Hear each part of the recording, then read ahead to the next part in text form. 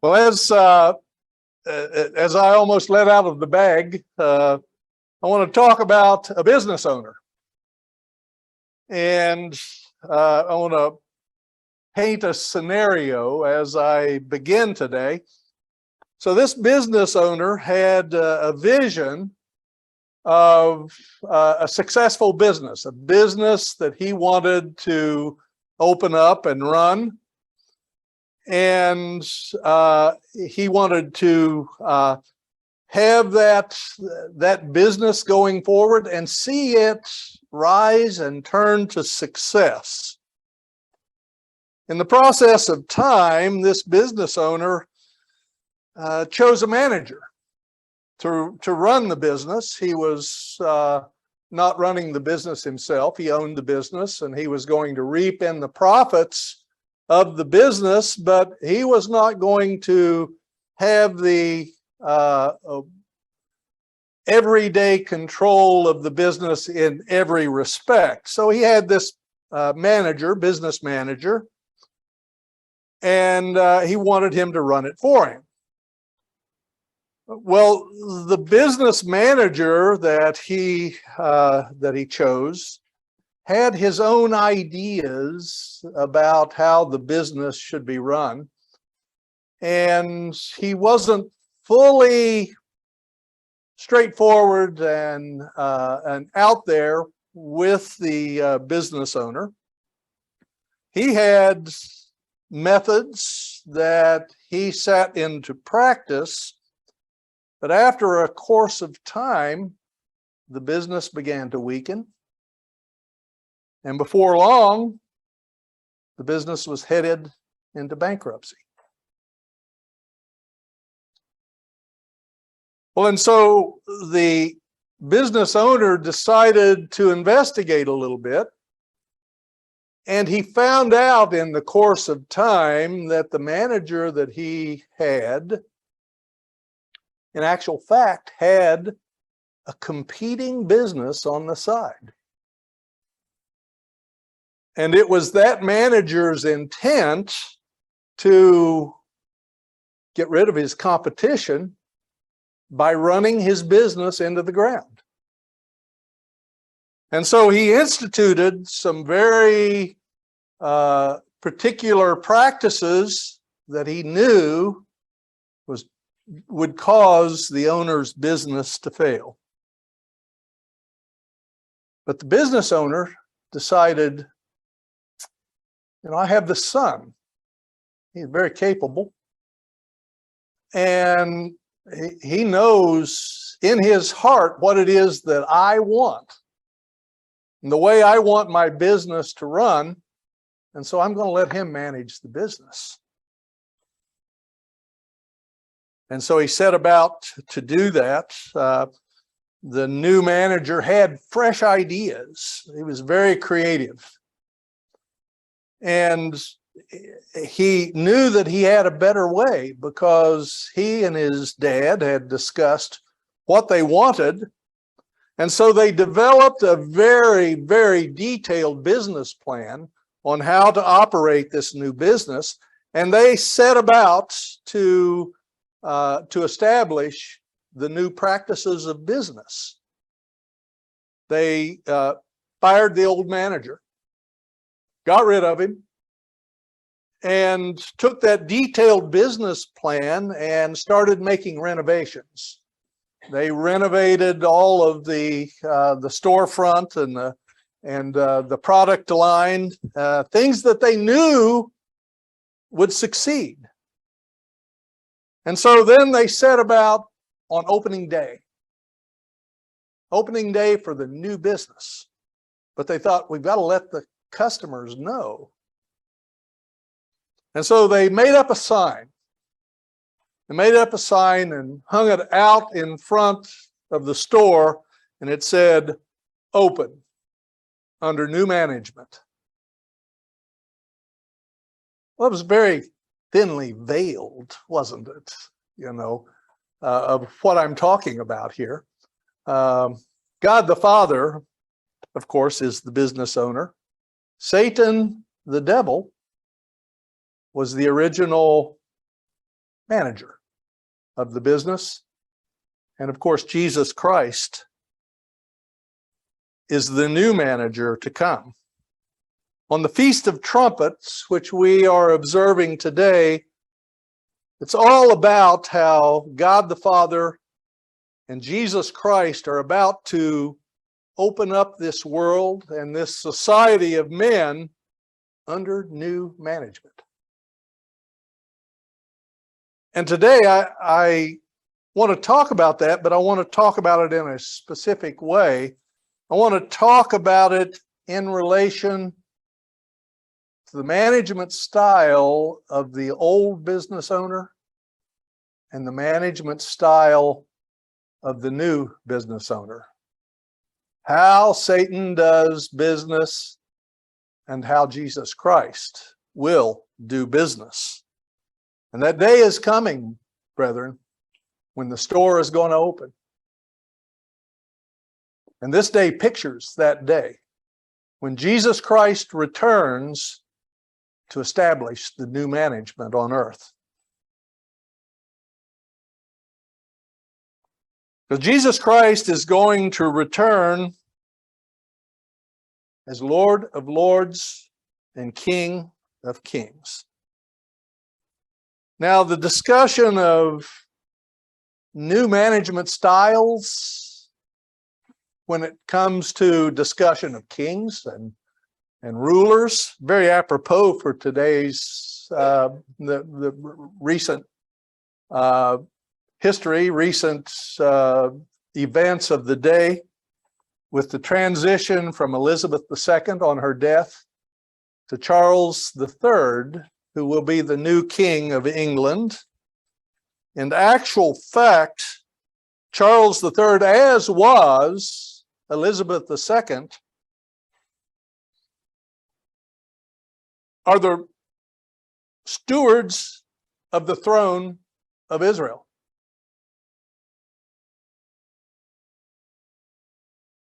We are part of God's people. Deuteronomy, the 7th chapter, and verse 6, make that pretty plain.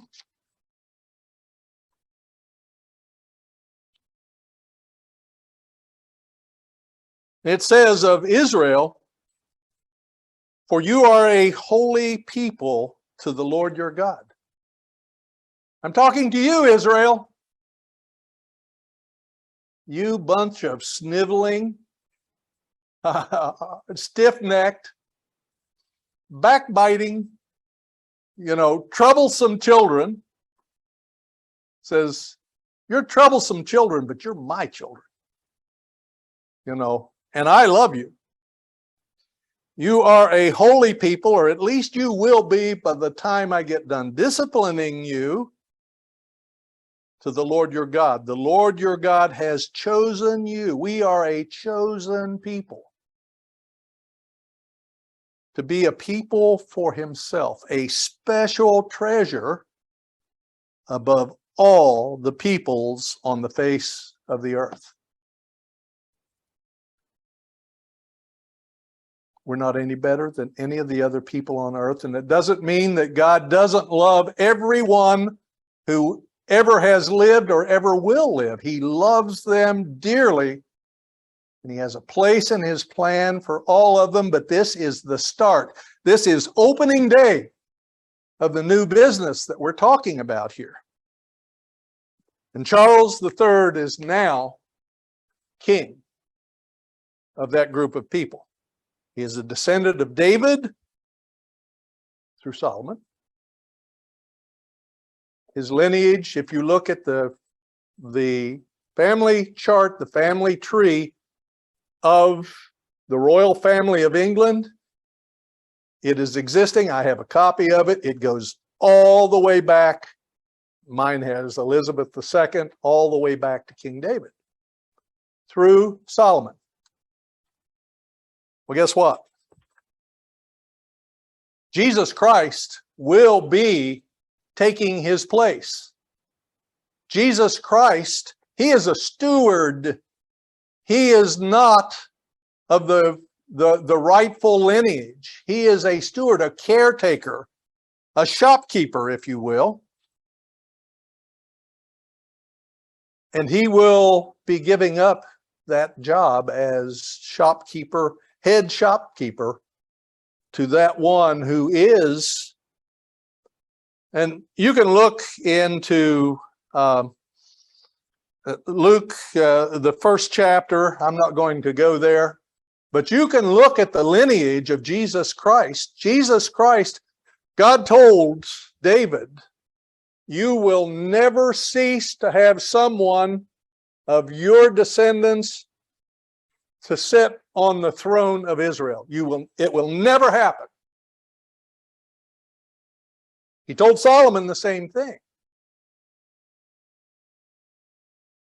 And until Charles III, that line of Solomon's descendants have always been on the throne of Israel. But Solomon wasn't faithful. It says that in the end, if you look in Chronicles, that Solomon didn't do so well. If you look at the lineage of Jesus Christ in Luke, the first chapter, you run that back, and the lineage of Jesus Christ goes back to David through his son Nathan. And so the time will come when the stewardship of the house of Israel will change. Well, in fact, that's exactly what Gabriel told Mary. He said in Luke, the first chapter, he told her the pertinent things. It's Luke, the first chapter, and verse 31. This is Gabriel speaking to Mary, and behold, you will conceive in your womb and bring forth a son, and shall call his name Jesus. He will be great, and will be called the Son of the Highest, and the Lord God will give him the throne of his father David, and he will reign over the house of Jacob forever, and of his kingdom there will be no end. That's very reflective of one of the scriptures in Isaiah, of the increase of his government there shall be no end. And so we see that it's talking about one and the same. I went through the scripture this morning during the offertory when I referenced Psalms 50 and verse 12, where it says, you know, if I needed something to eat, I wouldn't be coming to your table, because I'd go out and get a bull off the hillside or something, and I'd roast it and cook it and eat it, and I don't need anything from you. But what we're talking about in the kings of Israel are stewards that haven't always been faithful, and are not faithful because they're under the sway of the overall ruler that's trying to destroy God's business, Satan himself. And yet we're going to see a steward come onto the scene who is faithful. Matthew, the 24th chapter. How can we get through this day without at least touching bases in Matthew, the 24th chapter? Matthew 24, but a little bit atypical place to go to. I want to start in verse 42. Matthew 24, verse 42. And as Mr. Evans said this morning, he said, you know, watch. It's part of our job. Watch. For you do not know what hour the business owner is going to come. But know this, that if the master of the house had known what hour the thief would come, he would have watched and not allowed his house to be broken into. Therefore, and this is setting the scene for what's coming later, therefore, you also be ready, for the Son of Man is coming at an hour that you do not expect. Then it says in verse 45, who then is a faithful and wise servant, steward, if you will, whom his master made ruler over his household to give them food in due season? Blessed is that servant whom his master, when he comes, will find that manager doing his job in the right way. Assuredly, I say to you that he will make him a ruler of all of his goods if he's doing the right thing. But if that evil servant says in his heart, he's out there somewhere, I can get away with stuff. My master is delaying his coming, and begins to beat his fellow servants and to eat and drink with the drunkards, the master of that servant will come on a day when he's not looking for him, and at an hour that he is not aware of, and will cut him in two and appoint him his portion with the hypocrites, and there shall be weeping and gnashing of teeth. The day of reckoning for the old manager is coming.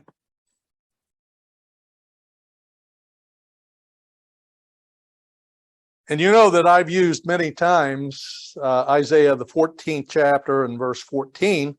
I'm going there again.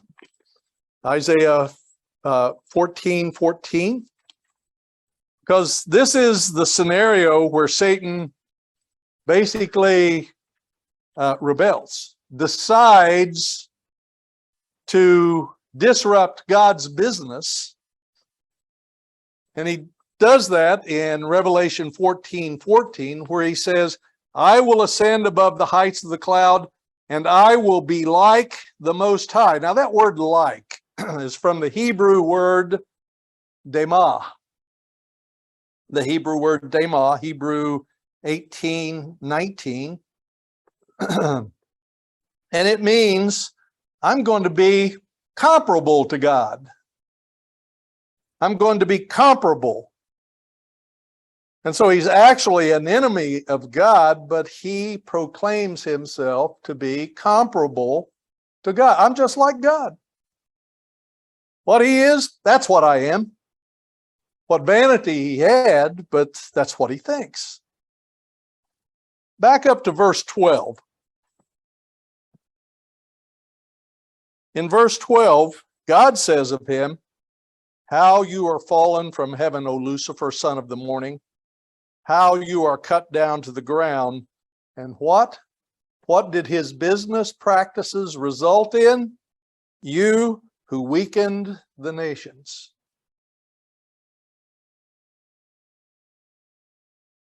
You have had this beautiful thing, and you set about to destroy it out of his vanity.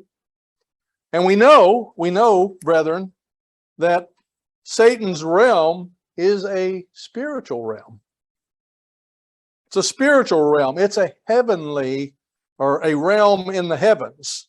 Ephesians, the 6th chapter, and verse 12 goes into that.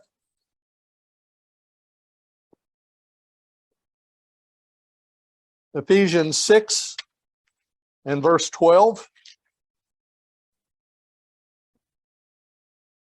For we do not wrestle against flesh and blood, but against principalities, against powers, against the rulers of darkness of this age. This is Satan's business. This is Satan's competing business here with God. Against spiritual hosts of wickedness in the heavenly places. And so we see that Satan's business is a spiritual business. I don't want to say heavenly. I want to say spiritual business, and not about men. Mankind consists of God's children, and Satan seeks to destroy that worldly business of God and superimpose his business in preeminence over it. Turn to 1 Peter the 5th chapter.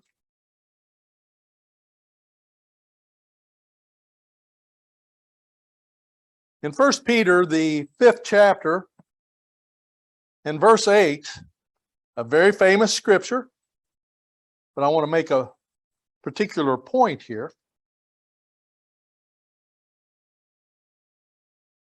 1 Peter 5, verse 8, be sober, be vigilant. You've heard this 10,000 times if you've been in the church of God for any length of time.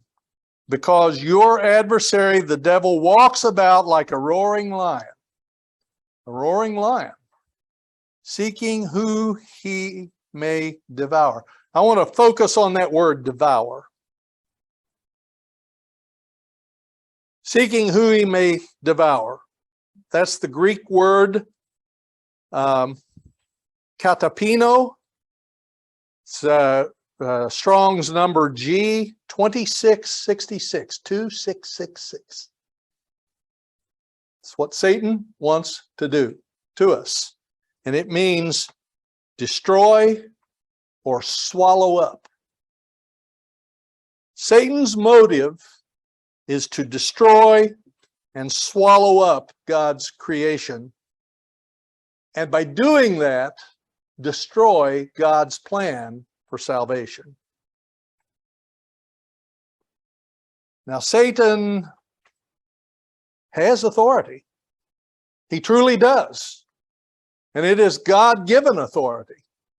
He was set as steward over God's business on this earth, over God's business.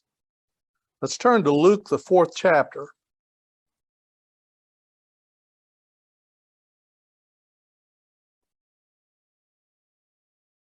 In Luke, the 4th chapter, which is Satan's attempt to cause Jesus Christ to sin, to egg him on, as it were.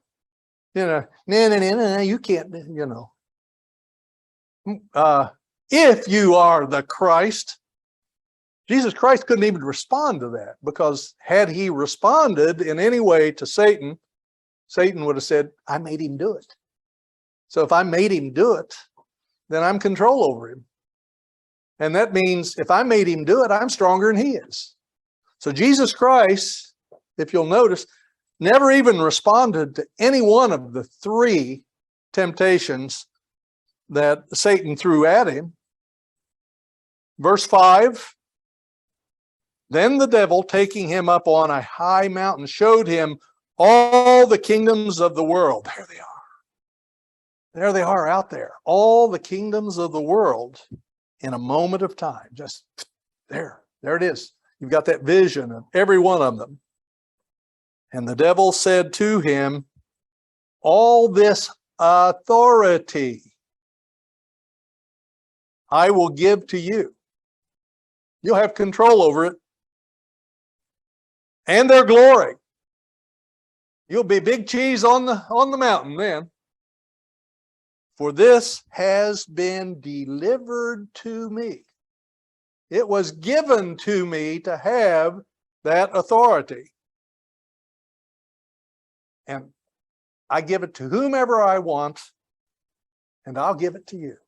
You only have to do one thing. Respond to me.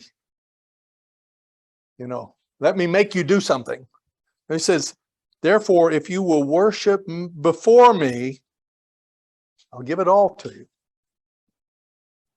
And of course, Jesus Christ didn't respond to that either.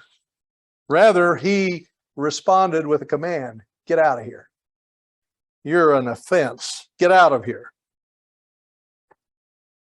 Well, we know from Revelation, the 12th chapter, and we will go there next.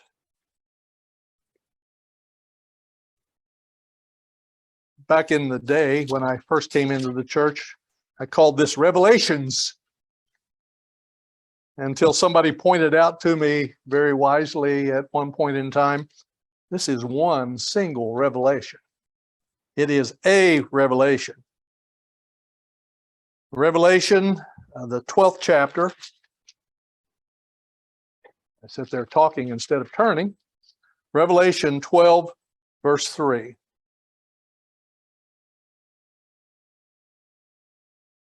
And another sign appeared in heaven. Behold, a great fiery red dragon having 7 tails and 10 horns and 7 diadems, a type of crown, on his head. His tail drew 1/3 of the stars of heaven and threw them to the earth. In verse continuing, and the dragon stood before the woman, and we can stop there because that's the point that I want to make. He took 1/3 of the angels. I don't know that it says those are the only ones under his control, but those are the ones that went with him. 1/3 of them. And Jude says something about that 1/3. In Jude, only 1 chapter, but in verse 6, it talks about those angels. Jude, 1st chapter, 1 chapter, only chapter, and verse 6, and the angels who did not keep their proper domain, but left their abode, he has reserved in everlasting chains under darkness for the judgment of the great day. Pardon me. And Ezekiel, going further in the parallel chapter to Isaiah, the 14th chapter, Ezekiel 28.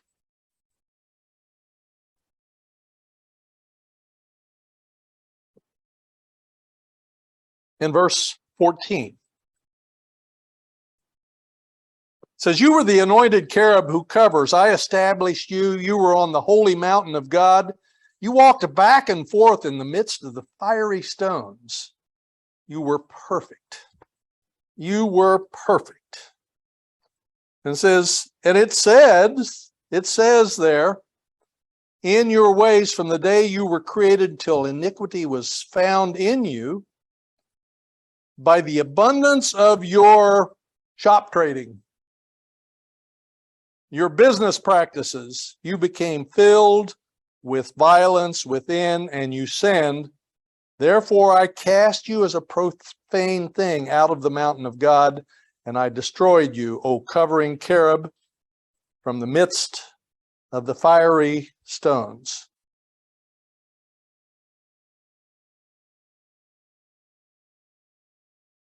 God made him what he was, put him where he put him. He had the authority that he had, and he could give it away if he wanted to, if he got what he wanted out of it to destroy God's kingdom.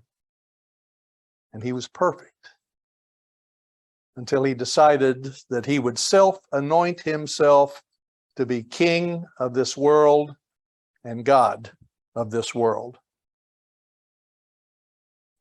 And the results of his practices,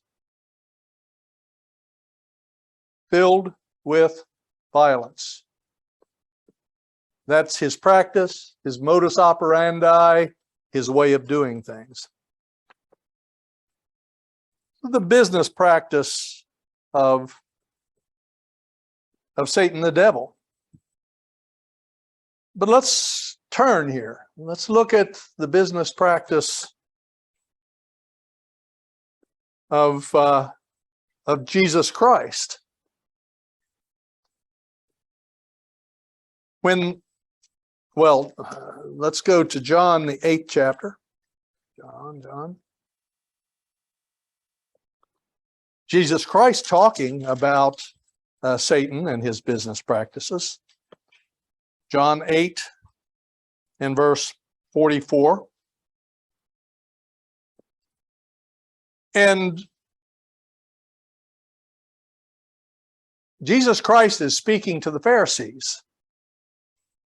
And this is not a very comfortable speech, I don't think, that's going on, because he's saying to the Pharisees in verse 44, you are of your father the devil, and the desires of your father you want to do. You want to be just like daddy. He was a murderer from the beginning and does not stand in the truth, because there is no truth in him. When he speaks a lie, he speaks from his own resources, for he is a liar. He is a liar and the father of it. It says God is love. Here it says Satan is liar. Satan is murderer. Satan is hate. God is love. So we see opposites here.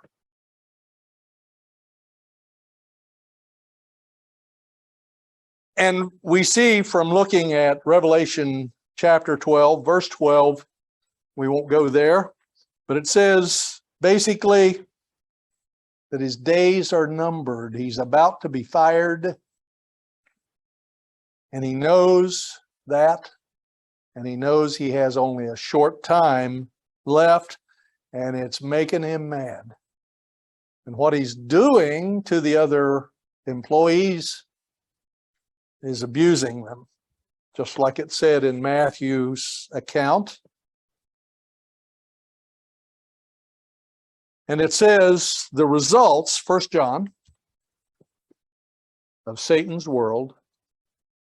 And brethren, we don't have to look too far afield to see the results of Satan's world. Think about what's happened in this world in your lifetime alone. Look at what's happened in this world over the past 7 years. What's happened in this world over the past 3 years? I mean, transgenderism was just a phrase 3 years ago. You heard of it, but you didn't pay much attention to it. But Satan's business, Satan's world, I can get my fingers to do the walking through the yellow pages as the ad used to go. 1 John 5:19.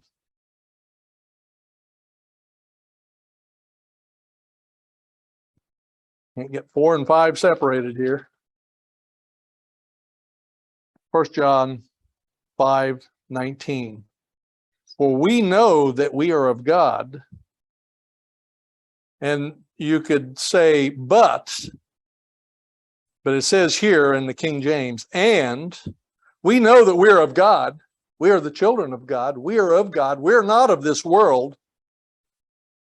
And the whole world lies under the sway of the wicked one. That's what he's done. That's what he's achieved. That's what he's accomplished. That's according to his plan.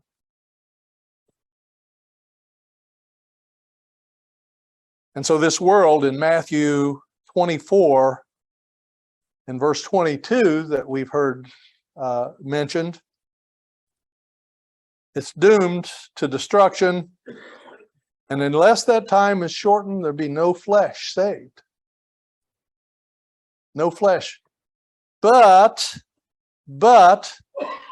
for the elect's sake, it's going to be cut short.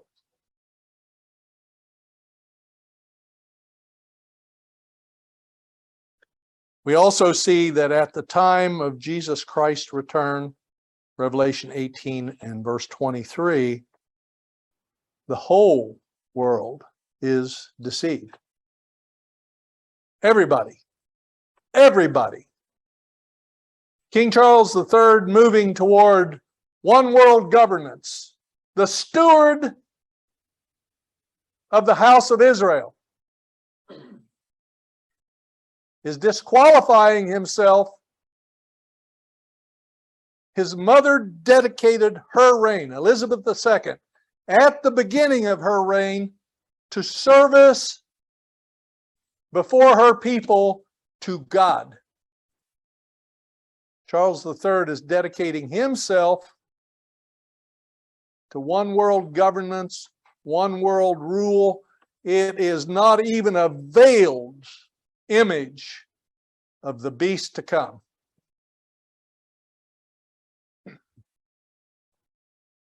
And so that's what the world is facing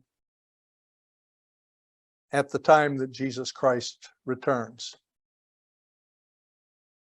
1 second before total annihilation of mankind. Now, I don't know if it's a second. Maybe a millisecond. It may be a minute. I don't know. No, I don't think it'll be a minute. I think it will be at that exact, I'm speculating. I want to make that clear. Speculating. I think it will be like it was when Abraham had the knife over Isaac's chest and was leaning forward and bearing his weight down. And God knew that Abraham would obey him. I think that it will be the same when Jesus Christ returns, that God will at that millisecond, that micro moment, be absolutely convinced that mankind is going to die.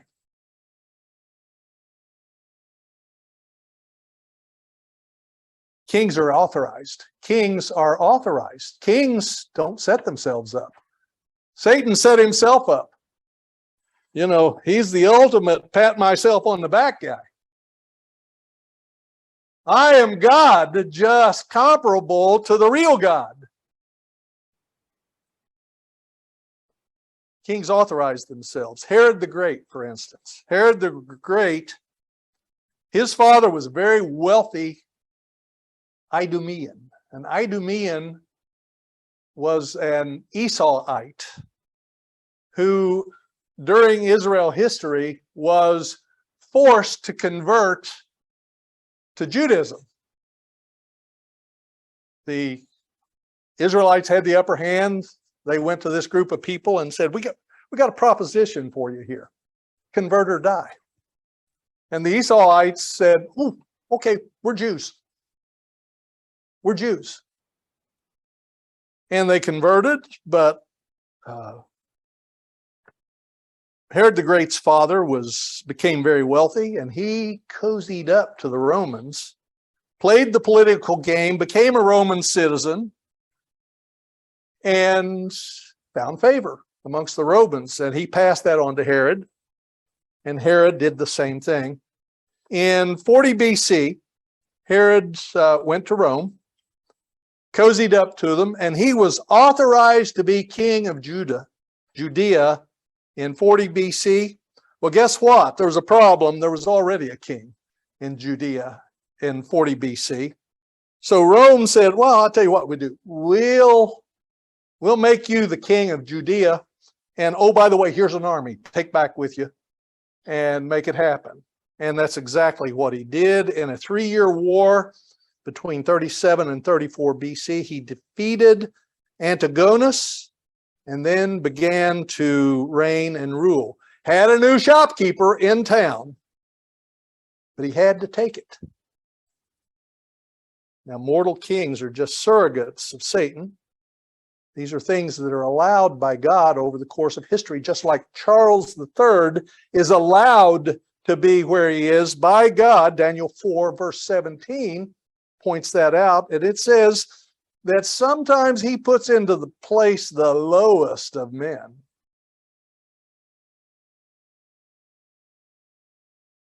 Well, I have a joke about the lowest of men, but I don't have time to tell it. So remind me sometime and I'll tell you about that. It's about the smartest man in the world. And he jumps out of an airplane without a parachute. Any rate, remind me of that sometime and I'll tell it to you if you haven't already heard it. Well, guess what?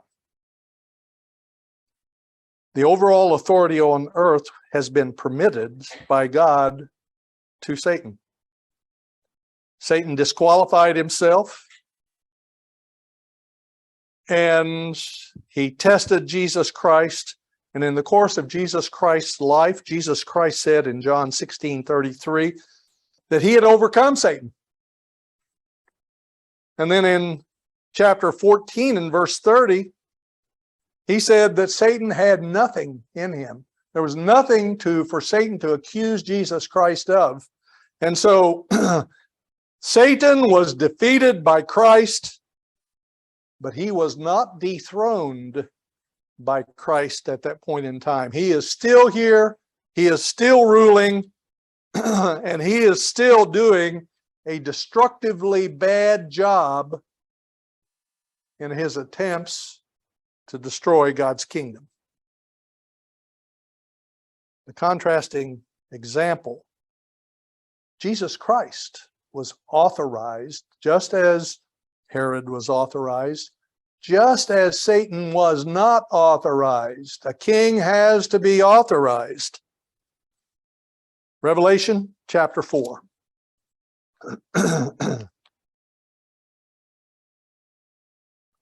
Revelation chapter 4. And this, in Revelation chapter 4, describes the throne room of God.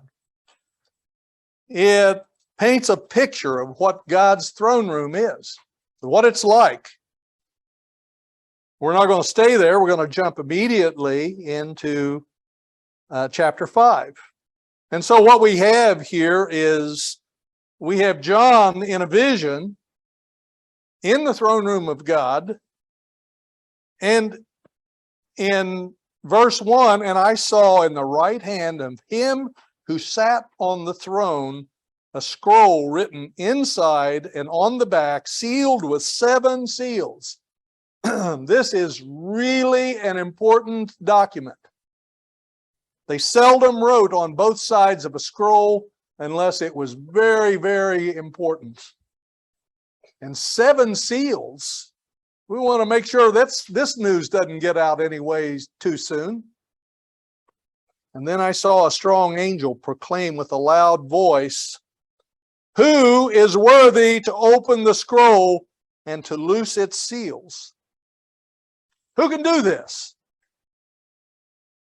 In verse 3, quiet as it is here now, you could hear a pin drop. And no one in heaven or on the earth or on the earth, in heaven or under the earth. That's up there, down here, and the ones who are already dead. Nobody was able to open the scroll or to look at it. And so by this time, John's getting pretty upset. He's being very anguished, and he starts to cry. He said, "Oh no, this can't happen. This can't be. Our hope is gone. There is no one who is worthy to do this." But then the angel said in verse 5, one of the elders said to me, "Oh, John, just cool it. Don't cry. Behold, the Lion of the tribe of Judah, the root of David," that descendant of David, the root of David, the starter of David, has prevailed to open the scroll and to loose its 7 seals.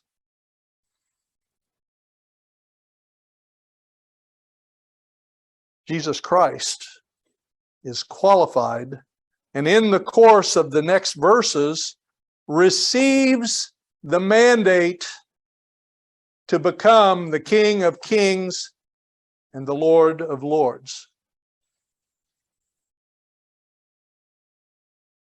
And in verse 12 it says, "Worthy is the Lamb who was slain to receive power and riches and wisdom and strength and honor and glory and blessings." We have a king.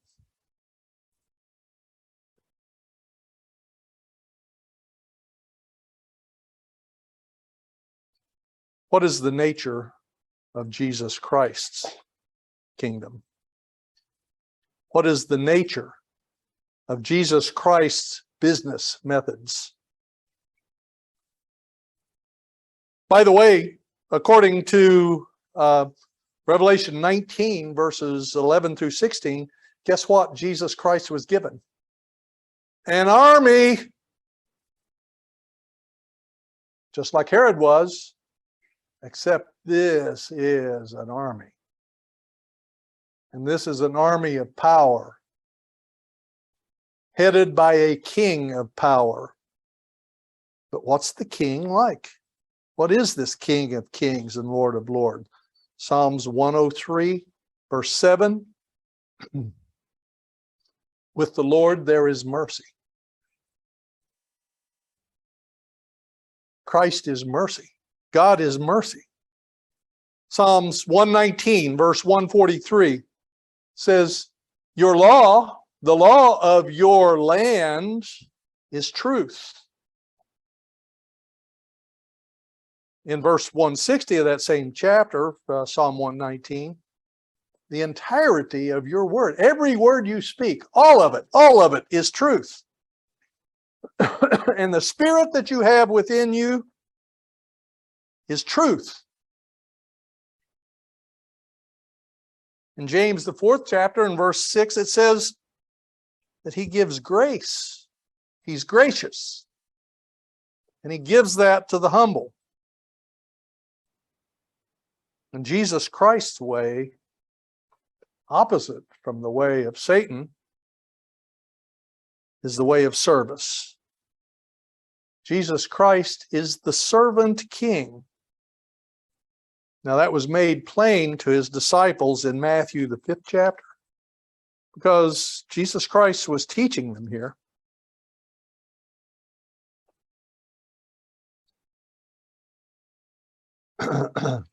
Did I say 5th?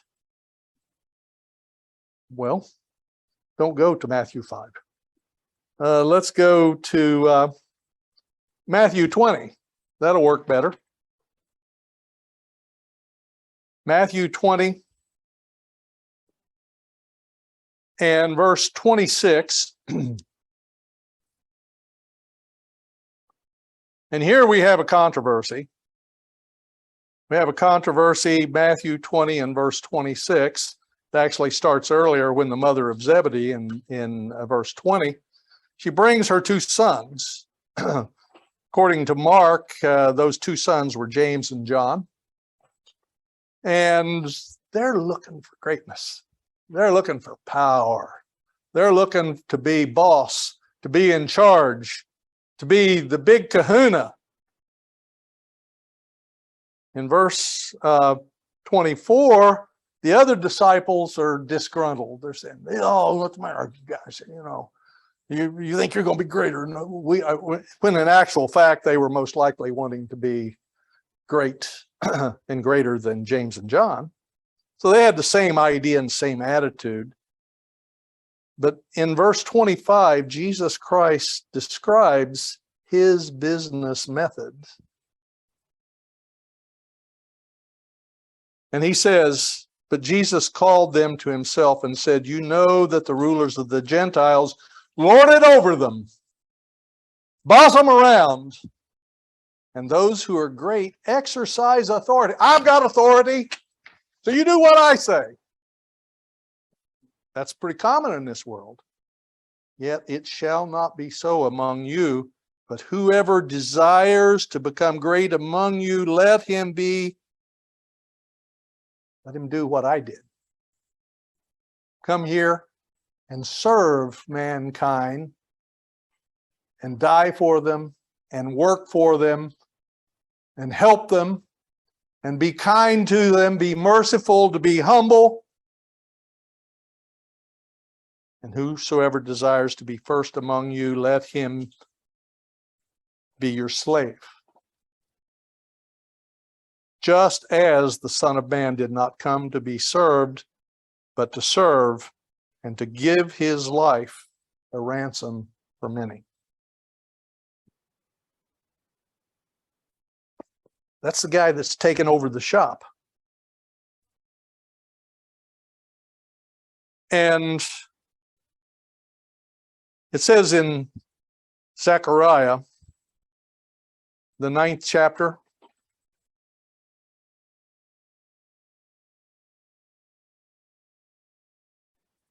in verse 9, Zechariah 9:9, rejoice greatly, O daughter of Zion. Shout, O daughter of Jerusalem. Shout.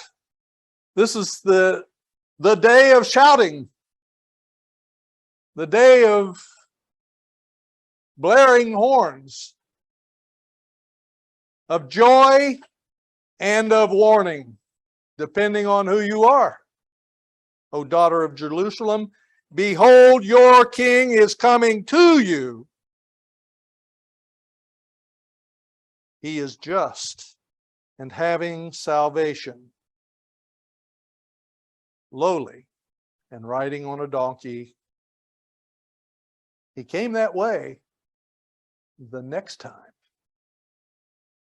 He's coming with that power and that authority that he has been given. He's coming with that army that he has been given, and he is going to put the one who claims to be comparable to the Most High God away. That's what this day means. It's a change in business, a change in business practices, a change that this world will certainly be in tune with. There's yet hope. The new manager's coming,